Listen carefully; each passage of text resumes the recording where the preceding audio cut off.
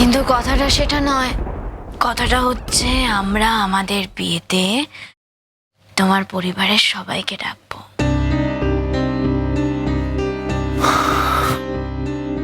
কি লাভ নেই, কেউ আসবে না।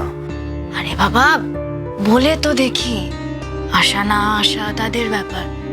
আর কেউ না আসুক, তোমার বোন তো আসবে।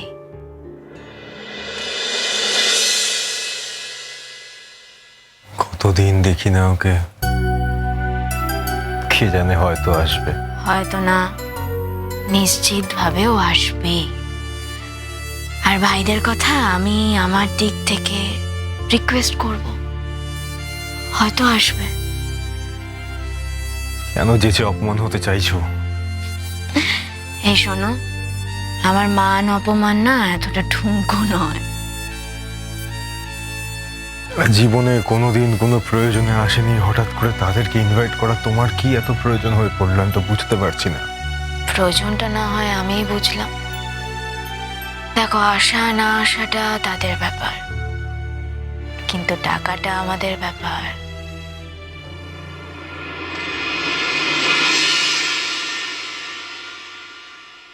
তুমি যা বলছো সব সত্যি হবে? মানে? তোমাকে সত্যি আমি আমার স্ত্রী হিসেবে পাবো? জানো, আমার সবসময় মনে হয় আমি সবকিছু বোধহয় স্বপ্ন দেখছি।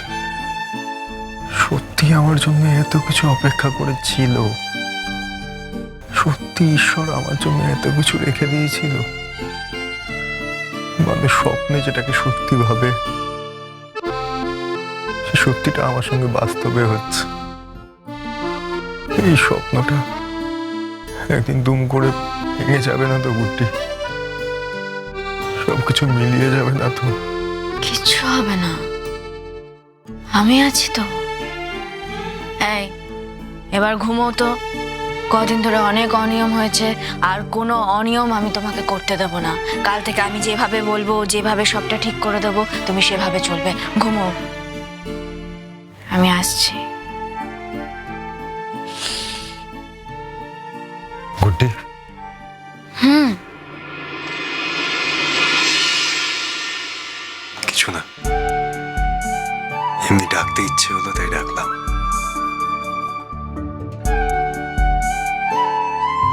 আসছি।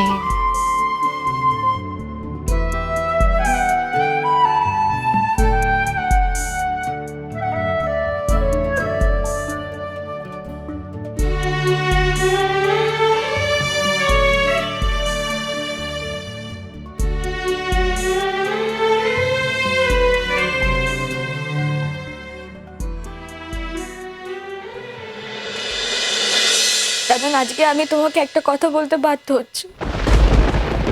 আবার তো মনে হচ্ছে তাই করছো। তুমি যদি এই ঘটনাটার মধ্যে কোনো অন্যায় দেখতে না পাও, তাহলে আর কোন ঘটনার মধ্যে অন্যায় দেখতে পাবে দাদান? কোন ঘটনার মধ্যে তুমি অন্যায়টা খুঁজে পাবে? রেশমি, সেই জন্যই তো আরো ম্যাচিউরিটি দরকার, আরো পরিণতি দরকার। যাকে ভালোবাসো তাকে বিশ্বাস করা দরকার। আমার মধ্যে এই বোধ আছে যে গুড্ডি এমন কিছু করবে না যাতে ওর বোধ বুদ্ধি লোপ পেয়ে যেতে পারে, যাতে তোমরা ওকে অপমান করতে পারো। আমি খুব খুশি যে মেয়েটা শেষ পর্যন্ত একটা মনের মানুষ পেল। দেখো, স্মৃতি একটা মনের মধ্যে থাকে, কিন্তু স্মৃতি আঁকড়ে সারাটা জীবন কাটিয়ে দেওয়া যায় না। সেটা যে কাটায় সে বুঝতে পারে কতটা কঠিন। আর যে স্মৃতি ওর আছে সেটা তো খুব সুখের নয়। সেই স্মৃতিতে তো কোনো সম্মান নেই। আমাদের অনুজ চলে গেছে, তার কথা বলা আমার উচিত নয়, কিন্তু অনুজ কি ওকে সম্মান দিয়েছে? দেয়নি। বিয়ে করে ওকে ডিভোর্স করে দিয়েছে। ওর ইচ্ছেতে তো কোনোদিন কিছু হয়নি। যা হয়েছে অনুজের ইচ্ছেতে হয়েছে। সারা জীবন অপমান, অসম্মান, এই টানাপোড়েনের মধ্য দিয়ে গেছে। তারপরেও কিন্তু সে অপেক্ষা করেছে। আর যদি এমন কাউকে পায় যার সঙ্গে ও ভালো থাকবে, তাহলে আমি সবচেয়ে বেশি আনন্দ পাবো। আর আমার ধারণা গুড্ডি সেটা পেয়েছে। আরেকটা কথা, কেউ না অপরাধী হয়ে জন্মায় না, এই সমাজ তাকে অপরাধী করে দেয়। তাই যে লোকটাকে তোমরা অপরাধী বলে চিহ্নিত করছো, গুড্ডি হয়তো বুঝেছে যে এই লোকটা কোনোদিন অপরাধ প্রবণ ছিল না। সে হয়তো ভুল করে অপরাধ জগতে ঢুকেছে। হয়তো গুড্ডি তাকে দিয়ে নতুন কিছু করাতে চায়। আমি পারছি না, আমার আমার আর কিচ্ছু ভালো লাগছে না। আমি আর কিছু নিতে পারছি না ঋতুরাজ। আমি পারছি না। আমার আর ভালো লাগছে না কিছু। এক জিনিস, গুড্ডিকে আমি যতটুকু চিনি তাতে একদিন গুড্ডি প্রমাণ করবে যে ও কোনো ভুল করেনি। তুমি সেই আনন্দেই থাকো। গুড্ডি তো প্রমাণ করে দিল কি করতে পারে। আরো প্রমাণ লাগবে তোমার না দাদা। শেষ জীবনে একটা ধাক্কা খাবার প্রয়োজন আছে। আর আমি তোমাকে বলছি, সেই ধাক্কাটা গুড্ডি তোমাকে দেবে। আমার কথাটা মিলিয়ে নি।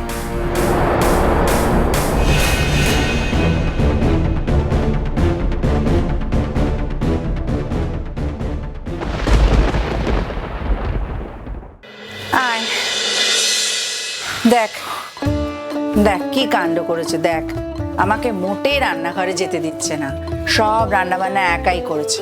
কি বলি বলো তো, আমি সবে মাত্র হসপিটাল থেকে রিলিজ হয়েছে, এখন শরীরটা ঠিক হয়নি, কাউকে কি হেল্প ব্যাপার, করতে। আমাকে নিয়ে আবার কিসের প্রবলেম? তোমাকে নিয়েই তো প্রবলেম, তুমি তো কারো কথা শোনো না, তাই না? এতগুলো রান্না বান্না করেছো, তুমি বলো আগুনের কাছে তোমার যাওয়া বারণ, সবে সবে হসপিটাল থেকে ছাড়া পেয়েছো, কাউকে তো হেল্পও করতে দাও না।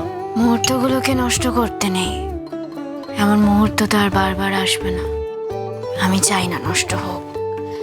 মা, বসো বসো বসো, এদিকে এসো এসো এসো। কিন্তু শোনো, তুমি ভালো থাকলে তবেই তো আমরা ভালো থাকবো। তুমি যদি এরকম ভাবে খাটাখাটনি করে নিজের শরীরটা খারাপ করো, সেটা কি আমাদের ভালো লাগবে বলো তো? তুমি কি এখন রান্নাঘরে যাও? যাও না তো। না, সে যাই না, কিন্তু যেতাম তো, কি হয়েছে? বসো, আগে বসো, তারপর বাকি কথা হচ্ছে। আসলে পম্পির জন্য 2-1 দিন অপেক্ষা করছিলাম। রাগ হয়েছে, রাগ তো আবার ঠিকও হয়ে যেতে পারে। এতগুলো বছর ধরে আমার এখানে ছিল, এখন যদিও না আসে তখন দেখবো সেন্টার থেকে অন্য কোনো লোক ঠিক করব। কি হলো, তুমি আবার দাঁড়িয়ে রইলে কেন? বসো। না না, আমি বসবো, সেসব ঠিক আছে, কিন্তু আমার কথা হচ্ছে যে মানে যতদিন না পর্যন্ত কোনো হেল্পার তুমি পাবে, ততদিন তুমি এটাই করে যাবে, তাই তো? এটা তুমি ঠিক করে নিয়েছো। মা, আমরা তো বাইরে থেকেও খাবার আনাতে পারি। পারো, কিন্তু আমার নিজেরও তো ইচ্ছে হয়, বলো, তোমাদের একটু নিজের হাতে রান্না করে খাওয়াই। আরে বাবা, সেটা হবে কোন, যখন তোমার শরীরটা ভালো হবে তখন করবে। কি শরীর ভালো হবে, শরীর ভালো হবে একই কথা বলে যাচ্ছে। আমি অসুস্থ নাকি? হ্যাঁ, একটু শরীরটা খারাপ হয়েছিল, এখন ভালো হয়ে গেছি। আমি যখন বলবো তুমি ভালো হয়েছো, তুমি তখন ভালো হয়েছো। তোমাকে ঠিক কতটা ক্লান্ত দেখাচ্ছে একবার দেখেছো নিজেকে? কি অবস্থা হয়েছে চেহারার? না, এখন ক্লান্ত দেখালে চলবে না। আরে বাবা, আমি আমি ক্লান্ত নই, একদম ঠিক আছি। শোনো না, আমি বলছিলাম কি, আমি তোমাদের বিয়ের জন্য একটা ভালো দিন দেখেছি। মানে তোমাদের তো এখন নতুন করে কোনো আয়োজন উৎসব করার নেই, তাই না? হ্যাঁ, কিন্তু রেজিস্ট্রিটুকু তো করতে হবে, আর সেই জন্য সময় তো লাগবেই। না, আমি ভাবছিলাম যে শুভ অনুষ্ঠানটা আগে সেরে নিই, তারপরে না হয় রেজিস্ট্রেশনটা করা যাবে। আসলে না, ভালো কাজটা আমি বেশি দিন ফেলে রাখতে চাইছি না। তুমি যেমনটা বলবে মা। তবু তোমার ছেলেকে একবার জিজ্ঞেস করে দেখো, আমি কি বলবো বলো তো, এই যা হচ্ছে সবকিছু, এটা তো আমার কাছে পরম প্রাপ্তি। তা বলে কি তোমার নিজস্ব কোনো মতামত থাকবে না? দেখো গুড্ডি, হৃদয়ের মিলটাকেই আমি মিল বলে মনে করি। তারপরে অনুষ্ঠান যদি তোমার করতে ইচ্ছা করে, তোমাদের করতে ইচ্ছা করে, সেটা হবে। সেটা যে কোনো দিন হতে পারে।